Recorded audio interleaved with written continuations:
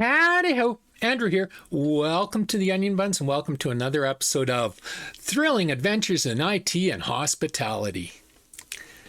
This week's episode, well, last week I told you about the worst cook I ever heard of. This week I'm going to tell you the stupidest complaint I ever got from a fellow cook. Bar none. But before that, here's a quick message. Hey all, just a quick mention here. Please like, subscribe, share, and comment on the videos you like. It helps with the YouTube algorithm, which helps me. Takes 2 seconds. So thanks in advance. Alrighty, the stupidest complaint I ever got as a cook from another cook. Now, I got to sort of set this up. Is in a kitchen, you want your kitchen knives to be sharp. Dull knives is how you get cuts and accidents. You want them to be sharp, and then it's up to the cooks to practice safe knife technique to ensure they don't get cut. And, it's that simple. And my cooking jobs in my early years were in very good hotels. 2 5-star restaurants, actually. And I was taught how to sharpen knives by a butcher. Now, nobody in the world has sharper knives than a butcher, and it makes sense because they got to take their knives and they got to cut through bone and cartilage. They're not just cutting through meat. They got to cut through bone. So it makes sense that they have razor sharp knives. So nobody sharpens knives sharper than butchers. And that's who trained me on how to sharpen knives. And I was never good enough to get it to that razor sharp edge that butchers do. But I got my knives pretty damn sharp. And, see, I got all my fingers. There's no cuts. There's no scars. It's safe knife. And safe knife technique is not that hard to understand. Say this is a piece of meat. Okay, a lot of people, they'll grab the meat like this and they'll cut, and that's how they cut their fingers. What you want to do is you grab the meat, but you curl it, and then you take the knife and you're coming down across this part of your hand. So your fingers are not in danger of being cut. You're coming down. And you slide back and you cut and you cut and you cut. And that's proper knife technique for handling. Just pretty simple. It's uncomfortable at first. Like, make no mistake. It takes a while to get used to. You just don't walk in there and curl and cut.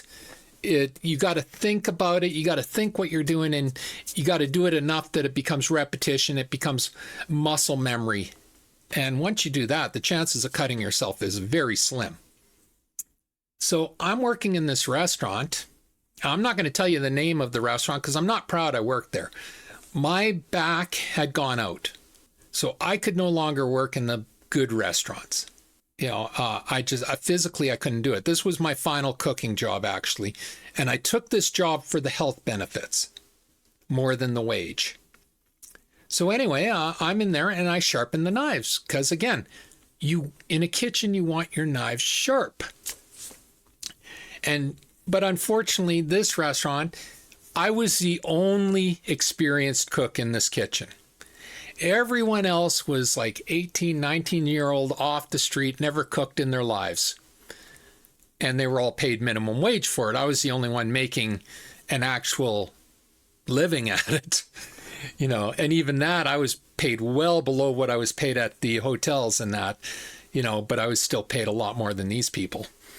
And sure enough, this one girl, she cuts herself, and they're like, okay, well, it wasn't bad enough for stitches. So they just had to put a bandage on it, butterfly on it, and, wrap it up. And, and I do have pity for her because the most painful cut I ever had was across this thumb. And, I was being stupid. It was at the hotel. And I decided to try using a meat slicer actually it was this thumb, not this one. I was, using a meat slicer to slice mushrooms rather than do it with a knife for some godforsaken reason. And I went, "Bleh," and I put the blade right into my finger. I ended up getting like 9 stitches in this thumb.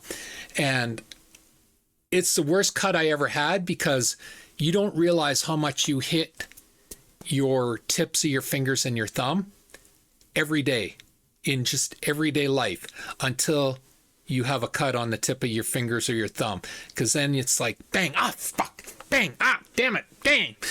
It was torture for about, I'd say about 3 weeks. It was torture for me. So anyway, she had cut herself.